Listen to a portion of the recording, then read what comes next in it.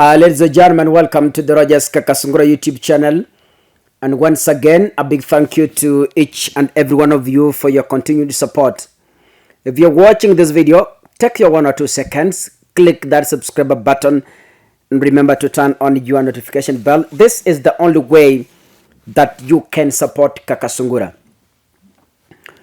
Kakasungura have had a few concerns in this country in regard to the people who call themselves hustlers. You know, in Kenya, a hustler is a simple definition, according to the Kenyan definition, is a person struggling in life. A person who cannot put food on the table as expected, because we expected a least person should have 3 meals a day: breakfast, lunch, and supper. There are people who cannot afford that. Those are the people we call hustlers. There are people who cannot afford shoes. There are people struggling to even pay rent. There are people struggling to buy tokens. Those are the people we call hustlers in Kenya. But what you should know, and I've always told my fans and the people who follow me, that where there is truth, you find a few followers. Kaka, I have one weakness, and I've said this severally. I always speak the truth. I don't know how to hide. Now, there has been always untold stories behind the millionaire hustlers. There has been an hidden story. And get this very clearly. Ladies and gentlemen, I understand, and I am a staunch Christian. In fact, I am a preacher of the word. But let me tell you this. God works miracles. That one I agree. But for the miracles to work on you, first, you must be working. What do I mean? I cannot sit in the house since morning to evening, just seated, not going to work, not doing anything, then ask God to give me lunch. Cook the lunch, chicken and chips, seated in the house. Now, hata kama there are miracles that happen, ladies and gentlemen, is this practical?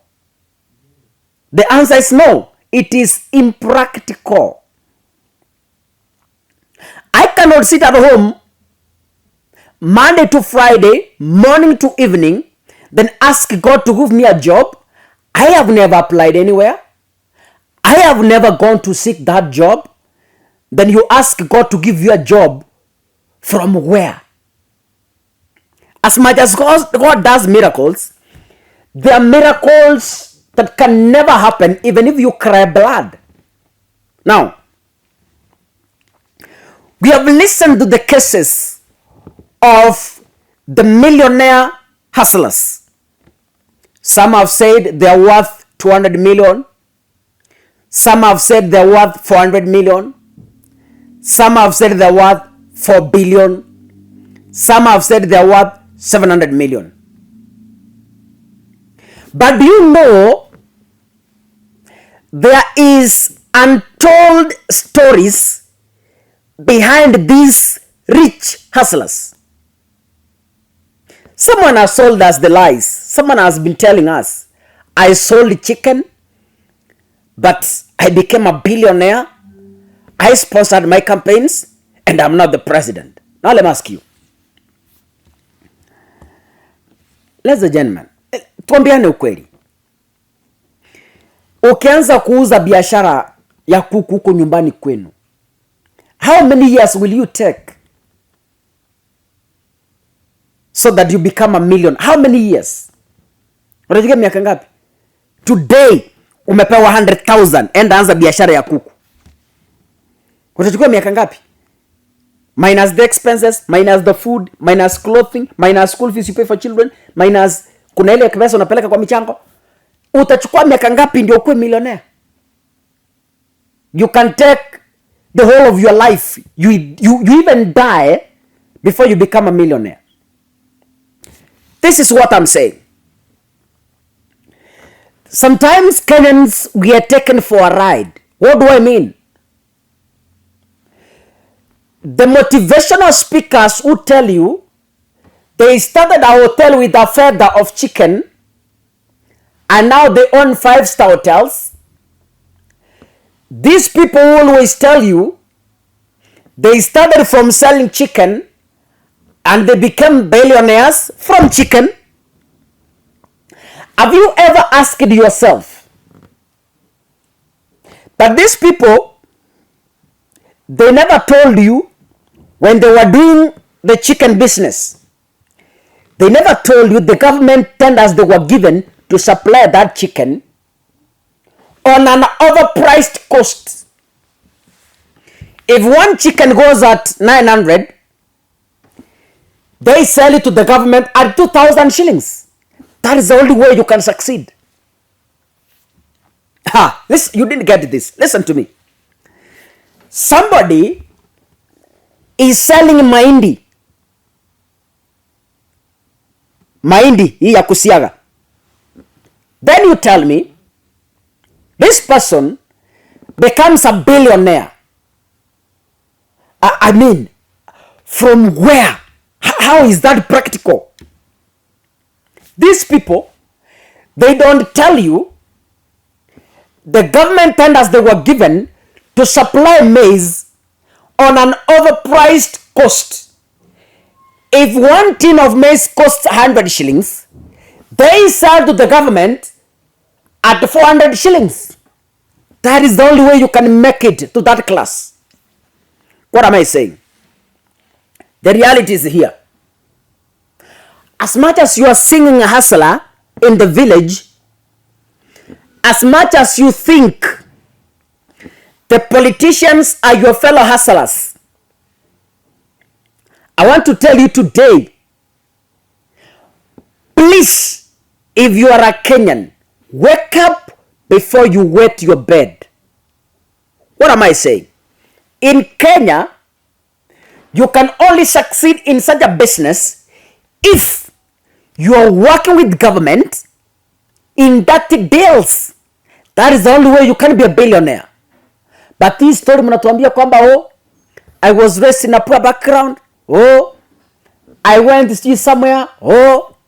I started selling sukuma wiki. And now I'm here. I'm worth 400 million.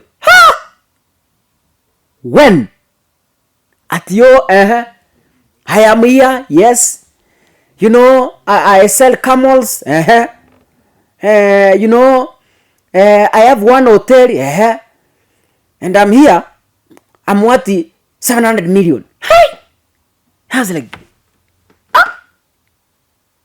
okay. You saw Akin Alfred Mutua. You know, I'm worth 400 million. And someone asked him, 400 million? Hey, hotel yuko nayo yuko chini yenye iko na.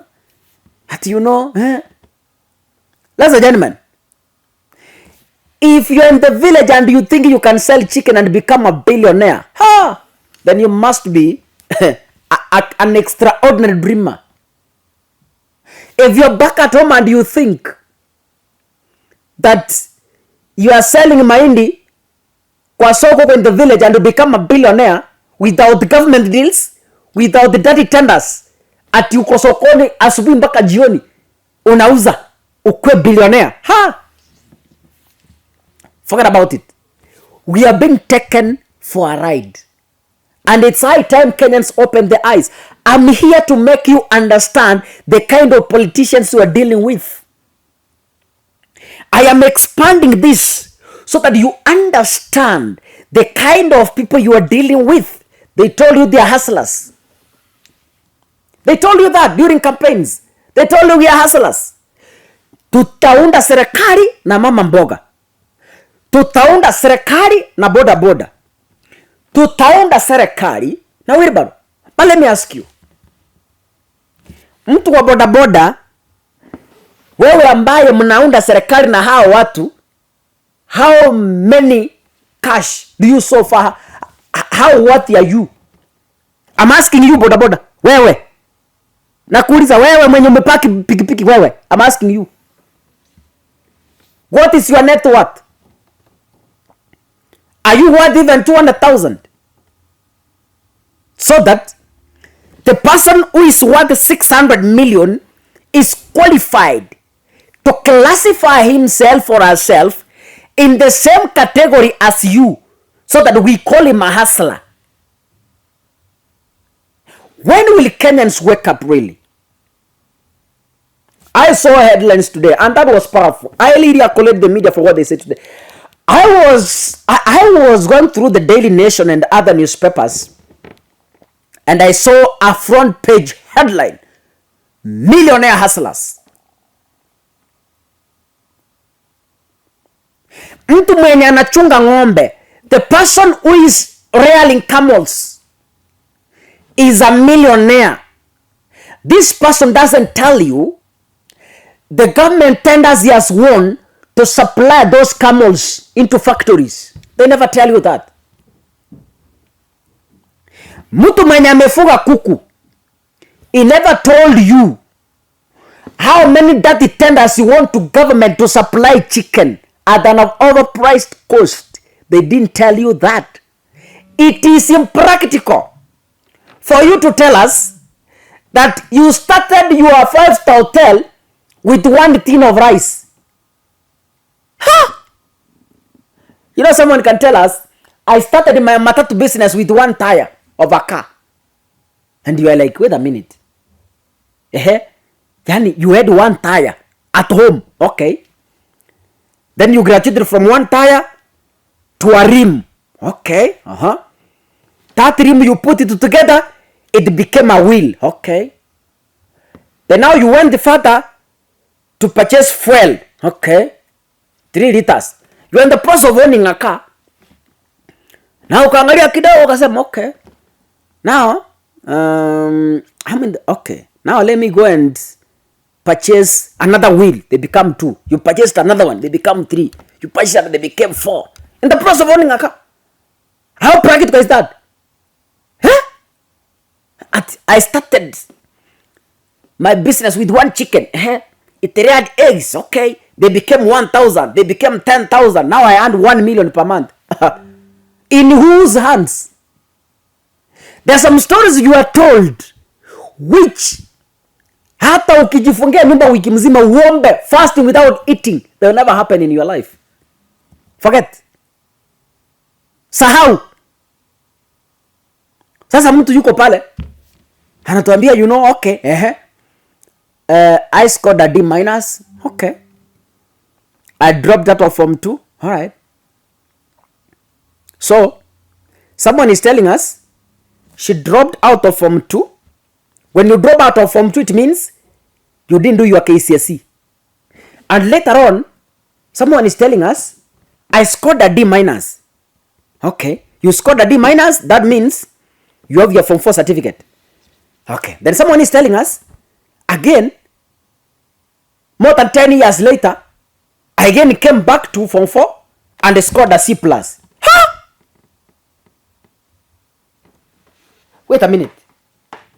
Is this practical? Okay. Anyway, Kaka, I don't want to go into much details. That is your Kenya. That is your government. Pambaneni. God bless you. Santeni sana.